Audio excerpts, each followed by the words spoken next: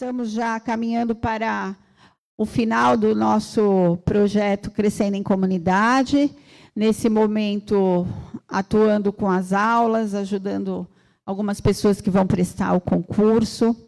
Nessa semana, nós vamos ter uma aula de matemática. E já estamos orando pelo projeto que vai se iniciar depois do dia 17 de maio, né? O que o Paulo falou. Essa roda de conversa é algo que foi resultado de oração e vamos começar. Falei para ele assim, quem vai me escutar? Não sei quem vai me escutar, mas vamos começar, né? A gente sabe que tem muitas pessoas precisando.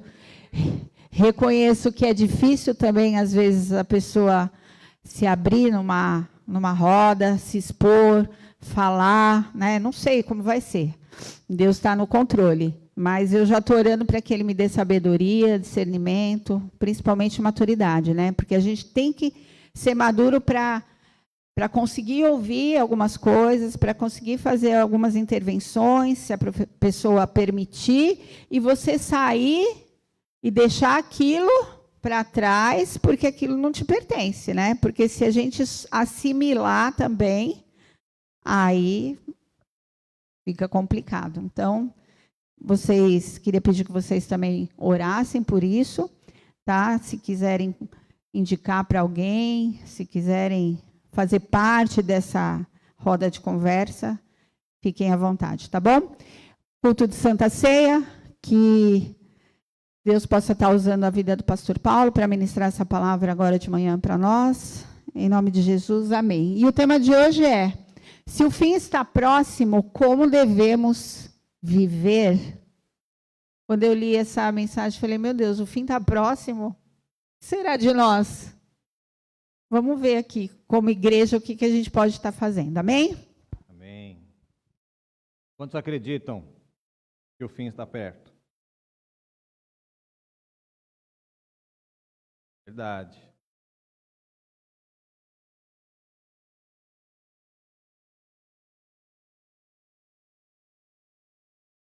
Verdade, gente. O fim, ele está mais próximo do que a gente pode imaginar, né?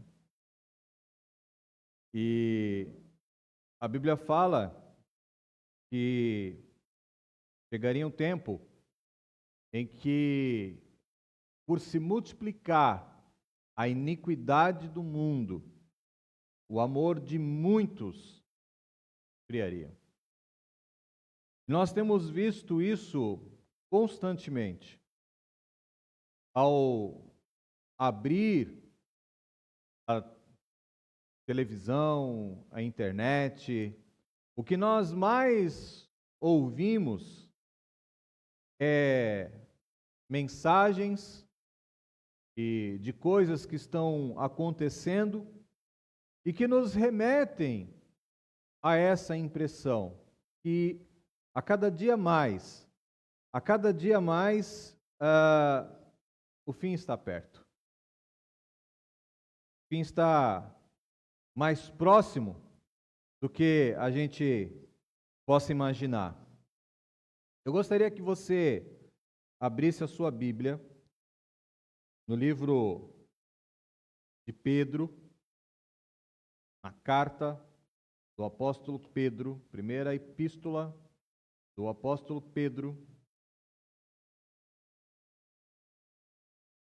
1 Pedro, capítulo 4,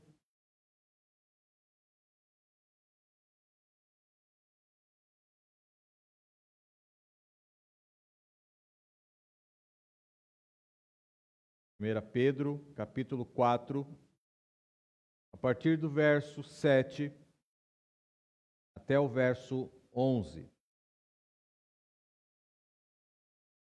Cara aí?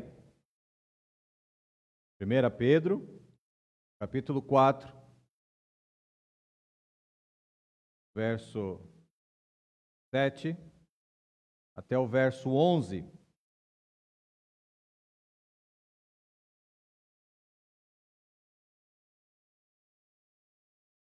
Diz assim: ora, o fim de todas as coisas está próximo. Sede, portanto, criteriosos e sóbrios, a bem das vossas orações.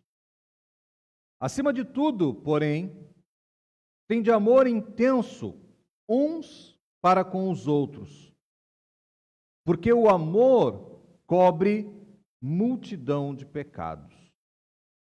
Sedes mutualmente hospitaleiros, sem murmuração. Servi uns aos outros, cada um conforme o dom que recebeu, como bons despenseiros da multiforme graça de Deus. Se alguém fala, fale de acordo com os oráculos de Deus. Se alguém serve, faça-o na força que Deus supre, para que em todas as coisas seja Deus glorificado, por meio de Jesus Cristo, a quem pertence a glória e o domínio pelo século dos séculos. Amém. E graças a Deus. Amém? Até aqui. Bem, ô Neide, liga o ventilador para mim, por favor.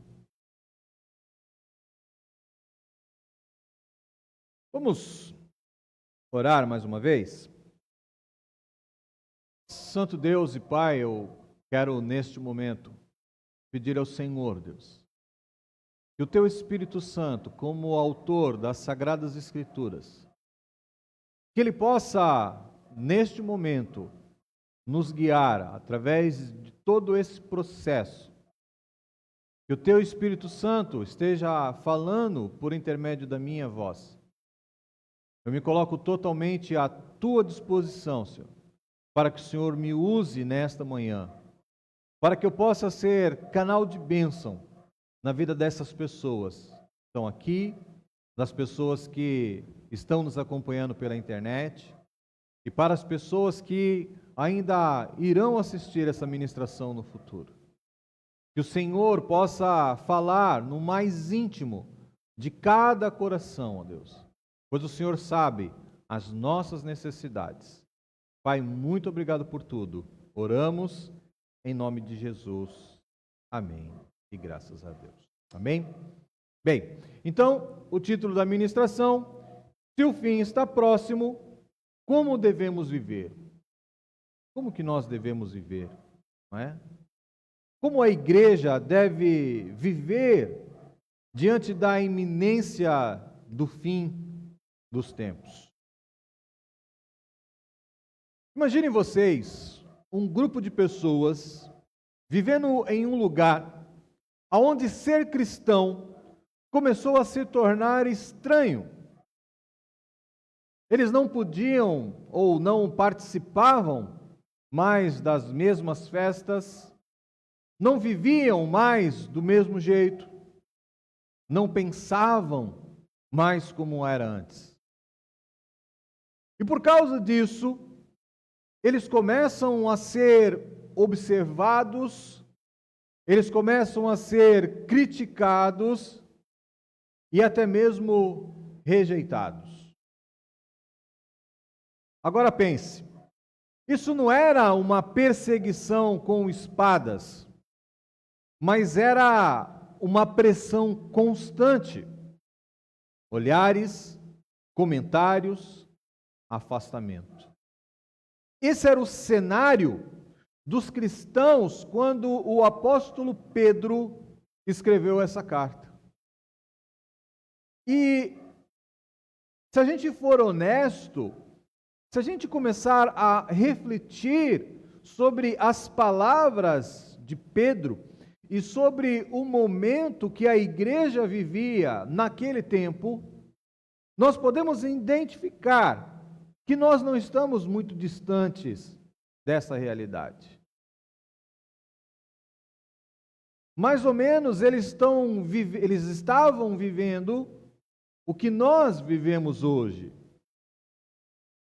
sendo criticados, rejeitados, por conta daquilo que nós acreditamos, por confiar nesta palavra como sendo a palavra de Deus. E aí é importante a gente entender isso, que a Bíblia ela não contém a palavra de Deus, a Bíblia é a palavra de Deus. Então, da mesma forma, hoje, quem decide viver de uma forma séria com Deus, também começa a ser diferente das outras pessoas. Já pararam para observar isso? Aquela pessoa que realmente ela é crente, que ela tem um compromisso com Deus, ela é diferente das outras pessoas. Essa semana eu ouvi uma pessoa que eu fiquei assim, não sei se seria escandalizado a palavra, mas nós estávamos trabalhando e aí havia uma pessoa junto, e aí essa pessoa falou assim: eu sou crente, mas se você perturbar minhas ideias, eu mando você para aquele lugar. E eu pensando comigo, fica quieto, criatura. Então não fala que é crente. Eu sou crente, mas se pisar no meu pé, eu quero que você... E falando os palavrões.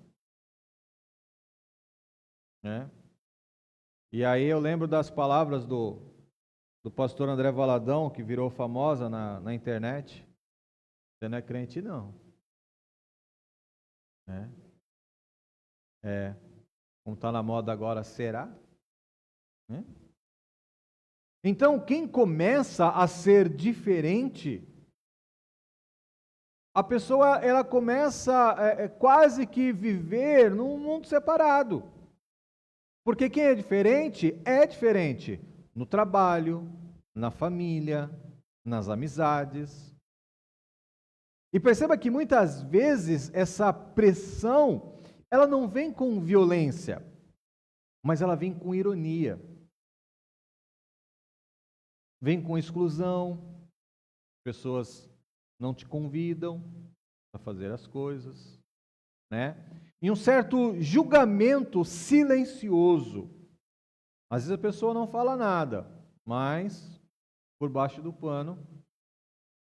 Ontem nós estivemos no aniversário da minha irmã e teve uma pessoa que comentou de uma reunião que nós fizemos de uma célula, e ele falou para mim assim: eu preciso confessar para você que quando eu fui naquele dia, eu fui pensando assim, eu vou lá, eu sei que ele não vai falar nada com nada, mas aí, assim, para a infelicidade dele, me parece que o Espírito Santo pegou ele.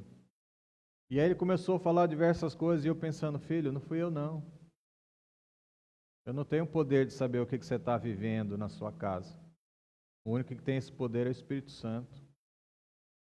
E aí, ao que parece, o Espírito Santo tocou na vida dele e ele teve uma experiência com Deus, e essa experiência, ela foi marcante para ele. E ontem ele veio conversar comigo, ele veio falar a respeito disso, Então, a verdade é que nós estamos vivendo dias em que ser cristão de verdade tem um custo. Porque ser cristão, para agir de qualquer forma, sabe, para sair falando palavrão, não ter uma vida de acordo, então não fala que é cristão não, fica quieto, fica quietinho. Vai aqui na sua igreja, vai na sua igreja, mas não fala não, porque você não vive aquilo que é ensinado. E nós temos batido fielmente nessa tecla que não tem como eu viver um cristianismo pela metade. O cristianismo fala que eu preciso aceitar a Jesus como Senhor e Salvador. mas as pessoas estão aceitando Ele apenas como o Salvador. Elas não estão aceitando Jesus como Senhor. E aí, uma vez que você não aceita Jesus como Senhor, você está se iludindo. Você está completamente enganado. E eu me atrevo a dizer que você corre um sério risco de, no dia que Jesus voltar, seu nome não estiver na lista. Porque a Bíblia fala que nós precisamos aceitar ao Senhor Jesus como Senhor e Salvador. Repare que a terminologia é: primeiro você aceita Ele como Senhor, depois Salvador. Significa que se Jesus não for o Senhor das suas vidas, Ele não vai ser o teu Salvador. Sinto muito. Então você ir na igreja por ir para falar que é crente, desculpa, não fala que é crente então. Né? Então, o que Pedro está falando aqui, ele está se referindo, ele está mandando uma carta para cristãos que estavam espalhados, vivendo como minoria, tentando permanecer firmes em um ambiente que já não os aceitava mais. E no meio dessa realidade, o apóstolo Pedro, ele não alivia para eles. Ele simplesmente, ele não fala para eles o seguinte: olha, se adapta aí no meio deles, ou, gente, diminui o ritmo, ou se protejam. Ele não fala nada disso. Pelo contrário, ele se levanta, ele levanta os olhos daquele povo para algo maior. E diz para eles o seguinte: olha, o fim de todas as coisas está próximo. Imagina, Pedro já falava isso, que o fim está próximo. Se há 2000 anos quase atrás o fim estava próximo, quanto mais hoje. Então o fim está muito próximo, ou mais próximo do que você possa imaginar. E aqui está o ponto-chave do negócio. Pedro não está tentando assustar ninguém, mas ele está tentando alinhar aquele povo à sua forma de viver. É como se ele estivesse dizendo para aquele povo: olha, se vocês entendem que o tempo da qual vocês estão vivendo, então vocês precisam viver de uma forma intencional. E a partir daqui, então, ele começa a mostrar que a vida cristã, nesse tempo, ela não pode ser uma vida distraída, algo superficial, algo individualista. A sua vida cristã, ela precisa ser consciente, precisa ser profunda, precisa ser comprometida. Então surge a pergunta que conduz esse nosso texto: se o fim está próximo, como nós devemos viver? E é exatamente isso que Pedro, ele vai nos ensinar nessa manhã de hoje. Ele não deixa essa pergunta em aberto. Ele nos dá direcionamentos claros, coisas práticas, que mostram como deve ser a vida de alguém que entendeu o tempo em que está vivendo. Hoje, ao olhar para esse texto, nós vamos perceber 3 ajustes essenciais para as nossas vidas. Porque se o fim está próximo, como deve ser a nossa vida? É isso que nós vamos ver nessa manhã. Amém?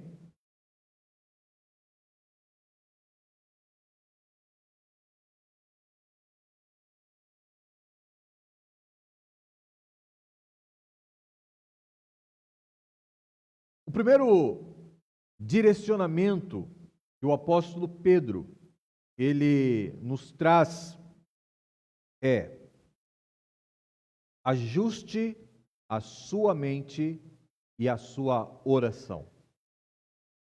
O apóstolo Pedro, nesse texto, ele começa a dizer lá no versículo 7, ele fala assim: sejam criteriosos e sóbrios para poderem orar. Perceba que ele não começa falando de uma atitude externa. Ele começa falando a respeito da nossa mente. Porque no reino de Deus, o comportamento sempre é a consequência da nossa forma de pensar. Uma mente desajustada nunca sustentará uma vida espiritual consistente. Pedro usa duas expressões fortes. Primeiro ele fala: sejam criteriosos. Ser criterioso é alguém que pensa com clareza, é alguém que filtra, alguém que discerne, uma pessoa que não vive no automático, mas ela pensa no que ela está fazendo. Isso é ser criterioso. A segunda expressão que o apóstolo Pedro fala aqui é: sejam sóbrios. O que é ser sóbrio? Ser sóbrio é você ter domínio próprio. Alguém que não vive governado por emoções, por impulsos ou por pressões externas. E agora Pedro, ele conecta isso com algo central: para poderem orar. Ou seja, uma mente desorganizada compromete diretamente a vida de oração. E isso não é só o apóstolo Pedro que diz. O apóstolo Paulo também, ele reforça isso no livro de Filipenses, capítulo 4, no verso 6. O apóstolo Paulo diz: não andeis ansiosos por coisa alguma. E logo em seguida, ele aponta para o caminho, a oração. Percebam que a ordem é: se ajusta à ansiedade, depois a oração flui corretamente. Em outro momento também o apóstolo Paulo diz: transformai-vos pela renovação da mente. Romanos 12, 2. Ou seja, sem uma mente renovada, não existe vida espiritual madura. E o que é uma mente renovada, gente? Você ter uma mente renovada é você deixar que a palavra de Deus ela entre na sua mente, para que ela possa tirar de lado os seus conceitos antigos, aquilo que você traz consigo do mundo, das suas experiências pessoais, da sua vida. Então ele fala que você precisa renovar a sua mente através da palavra. Agora vamos trazer isso para os nossos dias atuais. Hoje, nós vivemos uma realidade onde a mente está todo o tempo ocupada. Já repararam nisso? É o celular o dia inteiro. É o excesso de informações. São preocupações constantes e pouco silêncio. A coisa mais difícil que tem é você conseguir estar num lugar onde há silêncio. Nem de madrugada mais você consegue ter silêncio. Eu lembro que quando eu fui morar na casa onde eu moro hoje, eu lembro que passava a noite inteirinha. Era uma tranquilidade, era um silêncio. Hoje é a noite inteira, barulho de carro passando, gente falando, pessoas gritando, barulho de som alto. Não existe mais o silêncio que tinha há 18 anos atrás. E aí é algo que acontece muito comum. A pessoa, ela tenta orar, mas ela não consegue se concentrar. Aí, a tua oração, ela se torna rápida, ela se torna uma oração superficial, ela se torna uma oração mecânica. Tem muita gente que diz, eu não consigo orar. Mas o problema não é espiritual, ele é estrutural. Essa pessoa, ela não desacelera, ela não filtra aquilo que ela consome de informação, ela não organiza a sua mente. E aí ela quer ter profundidade com Deus. Infelizmente não funciona dessa maneira. Se nós queremos viver isso, nós precisamos de ajustes simples, mas reais. Separar um tempo sem distração, nem que seja 10 minutos. Diminuir os estímulos antes de orar. Celular, televisão, barulho. Levar a mente para Deus antes de abrir a boca. Orar com intenção e não no automático. São pequenos ajustes, mas que geram uma profundidade real. Uma vida de oração consistente, ela nasce de uma mente ajustada diante de Deus. E quando a mente está alinhada, a oração começa a alinhar o coração. E quando o coração está no lugar, isso muda a forma como nós tratamos as pessoas. Exatamente aí que o apóstolo Pedro, ele nos leva agora para o nosso segundo direcionamento, que é: ame profundamente. O apóstolo Pedro, ele continua no verso 8. Ele diz: acima de tudo, tenha amor intenso uns pelos outros. Perceba que ele começa com a seguinte expressão: acima de tudo. Isso não é apenas um detalhe. O apóstolo Pedro, ele está estabelecendo prioridades. Depois de falar de mente, de oração, agora ele nos conduz para os relacionamentos. Porque não adianta você ter uma mente ajustada, você ter uma oração ativa, se o seu coração não está alinhado com as outras pessoas. Ele não fala apenas de amor. Pedro, ele fala de um amor intenso. E essa palavra, ela carrega algo como que seja constante, algo que é estendido, que não desiste facilmente. Não é um amor emocional, é um amor decidido e sustentado. E aí então Pedro, ele revela algo profundo. Ele diz o seguinte: porque o amor, ele cobre uma multidão de pecados. Isso aqui precisa ser bem entendido. Não significa ignorar o pecado e nem passar um pano para o erro, mas significa escolher não transformar cada falha em um conflito.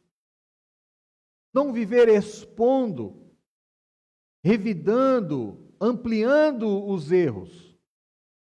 Porque o amor que suporta, ele perdoa, ele preserva relacionamentos. Então, não adianta você, em todo momento, você estar querendo julgar as pessoas que fazem parte do seu ciclo de amizade.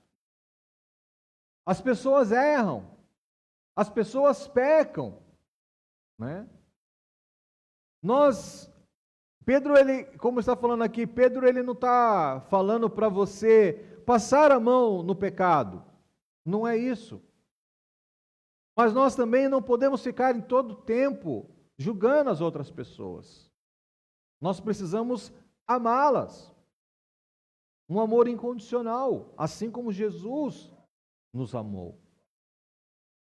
E isso conecta com o ensino do próprio Jesus. Em João 13:35, ele fala assim: nisto todos conhecerão que vocês são os meus discípulos. De amar as pessoas, de amar as vidas. Não é pelo dom, não é pelo conhecimento, é pelo amor. E agora, trazendo isso para o nosso contexto, nós vamos identificar que em toda a comunidade, em toda a família, existem diferenças, existem falhas, existem imperfeições. E aqui está o problema. Sem amor intenso, qualquer detalhe vira problema.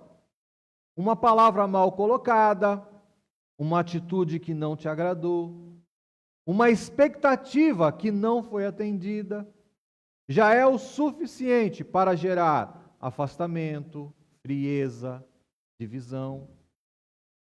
É fácil você amar as pessoas que pensam igual a você, as pessoas que te agradam, aquelas pessoas que te correspondem.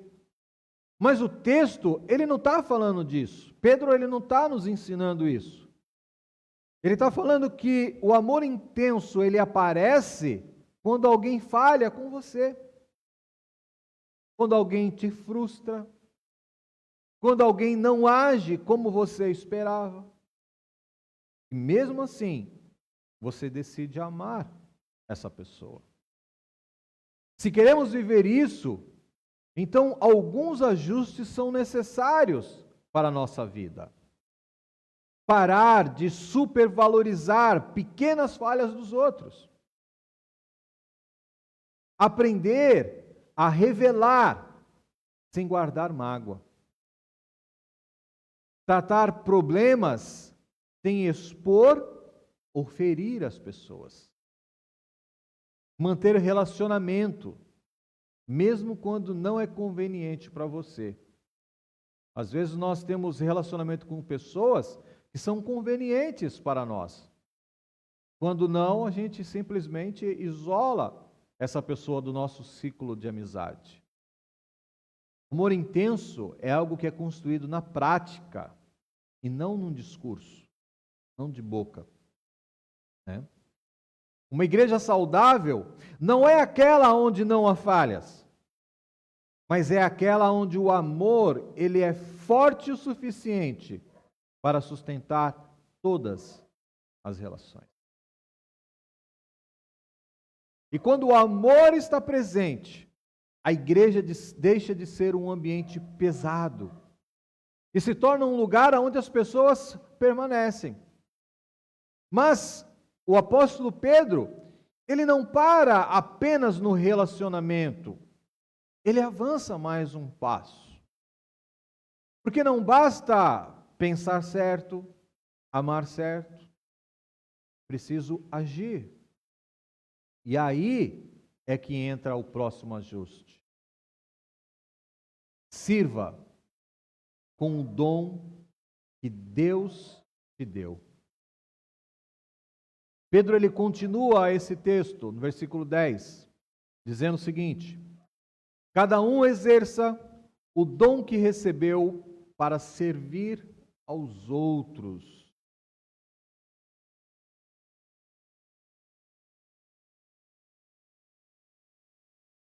E aqui é importante a gente frisar: Deus, ele não te dá um dom para você usar em benefício próprio. Quando Deus, ele te dá um dom, ele dá que é para você beneficiar outras pessoas. Perceba como que o apóstolo Pedro começa. Ele começa falando o seguinte: cada um. Isso por si só eliminaria qualquer dúvida. Ou seja, O dom não é apenas para alguns, não é só para líderes, e também não é só para aqueles que se sentem preparados. O dom é para todos. Todos, de alguma maneira, receberam dons por parte de Deus. E aqui entra um detalhe fundamental. Ele fala assim: o dom que recebeu. Ou seja, não é algo que você conquistou. Não é algo que você desenvolveu sozinho. Foi Deus quem deu. E isso muda completamente a perspectiva. Porque se foi Deus quem deu, então não é sobre comparação, competição ou escolha pessoal. É sobre responsabilidade. E Pedro deixa bem claro o propósito disso, para servir aos outros. E aqui está um dos maiores confrontos desse texto. O dom não é para destaque pessoal, não é para você se destacar das outras pessoas. O dom também ele não é para reconhecimento, para que você se torne reconhecido dentro da igreja. E o dom também, ele não é para que você tenha uma posição, um status. O dom, ele é para serviço. Então ele aprofunda, administrando fielmente a graça de Deus. Essa palavra administrar, ela carrega a ideia de alguém que cuida de algo que não é seu.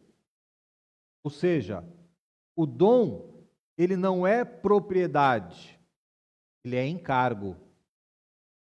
Nós não somos donos do nosso dom, nós somos responsáveis.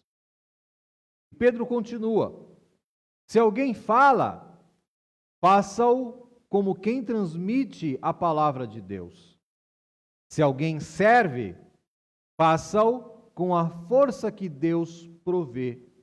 Versículo 11.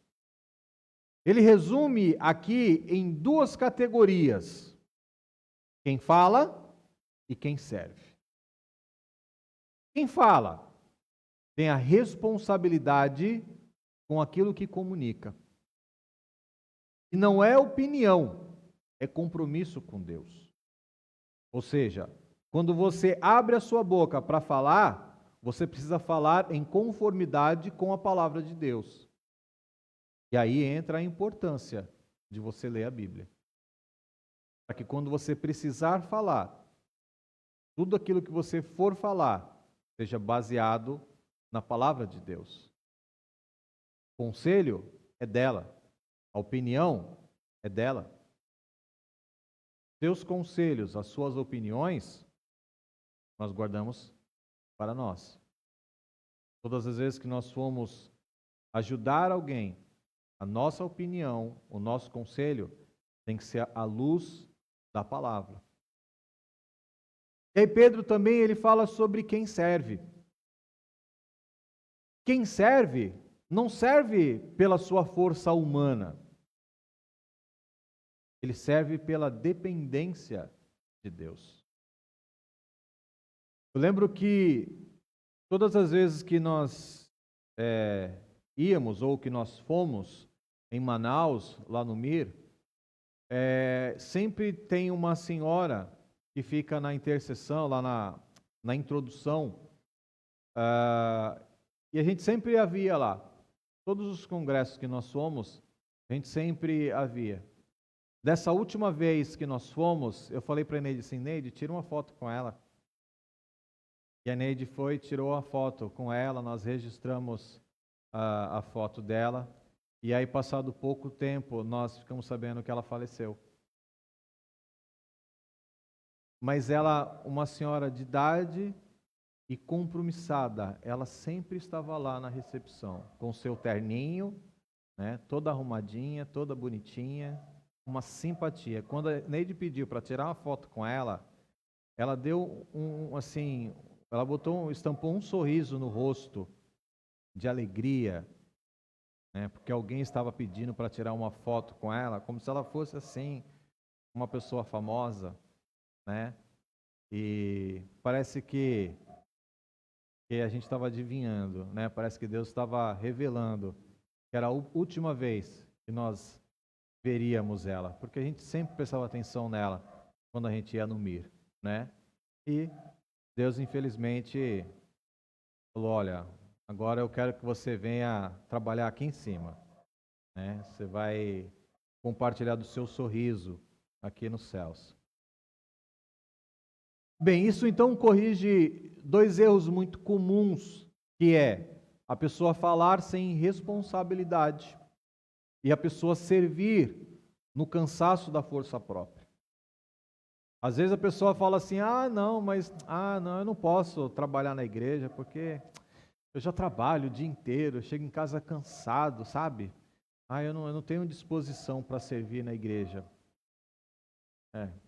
Felizmente, todas as pessoas que Jesus chamou não estavam em casa comendo pipoca, assistindo Netflix. Todas as pessoas que Jesus chamou, elas estavam trabalhando. Foi no momento do trabalho. E Jesus falou assim: larga tudo e me serve. Esse convite, ele continua. Ele não ficou lá. E às vezes a pessoa, ela não quer trabalhar, ela não quer servir na igreja, porque ou ela acha que está velha demais, ou ela acha que trabalha demais, que ela está cansada, que ela quer chegar em casa, ela quer descansar. É isso. Vamos trazer isso agora para o nosso contexto. Hoje existe um problema silencioso dentro de muitas igrejas. Muita gente é servida, mas não serve. A pessoa, ela participa, ela assiste e ela recebe, mas ela não se envolve. O texto é direto quando o apóstolo Pedro fala assim: cada um exerça o dom que recebeu para servir aos outros. Se uma pessoa, ela está na igreja, se ela já recebeu de Deus, mas ela ainda não serve, então ela está em desacordo com o ensino que Pedro está nos mostrando. Porque no reino de Deus, dom não é para ser guardado, dom é para ser usado. Então, se nós queremos viver isso, nós precisamos de decisões claras. Parar de esperar o momento ideal para servir. Usar aquilo que nós já temos, mesmo que pareça pouco.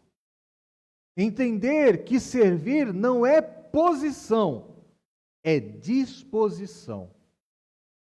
Depender de Deus e não da sua própria capacidade. Deus não pede nada perfeito, Ele pede disposição. Todo cristão que recebeu algo de Deus será responsável por como usou isso para servir outras pessoas. Quando isso acontece, a mente está alinhada, o amor está ativo, o serviço está acontecendo e tudo começa a apontar para algo maior. Por quê? Porque no final, tudo isso não é sobre nós. E aí o apóstolo Pedro, ele conclui essa ideia, esse pensamento do texto, dizendo que tudo é para a glória de Deus. Versículo 11, ele fala assim: para que em todas as coisas Deus seja glorificado. Perceba que esse é o propósito para tudo aquilo que ele disse antes. Se a gente voltar no texto, tudo começa a fazer sentido. Primeiro a gente ajusta a mente e a oração. Depois a gente ama profundamente. E depois a gente começa a servir com aquilo que nós recebemos. Nada disso em si é o fim. Mas tudo aponta para um único objetivo: a glória de Deus. E aqui está, portanto, o ponto que precisa de muita atenção. Porque é possível você orar e ainda assim buscar reconhecimento. Você amar esperando um retorno. Servir querendo visibilidade. Fazer a coisa certa, mas com a motivação errada. Pedro está corrigindo tudo isso. Ele está dizendo o seguinte: não é sobre vocês, não é sobre aparecer, não é sobre reconhecimento, é sobre Deus ser visto em tudo. Isso muda completamente a nossa forma de viver. Porque quando o foco é Deus, a oração ela deixa de ser uma obrigação. O amor deixa de ser um esforço pesado. O serviço deixa de ser carga. Tudo passa a ter um propósito. Essa semana, eu perguntei para a nossa amiga Tatiana. Tatiana veio aqui na quinta-feira dar uma aula para as pessoas do projeto.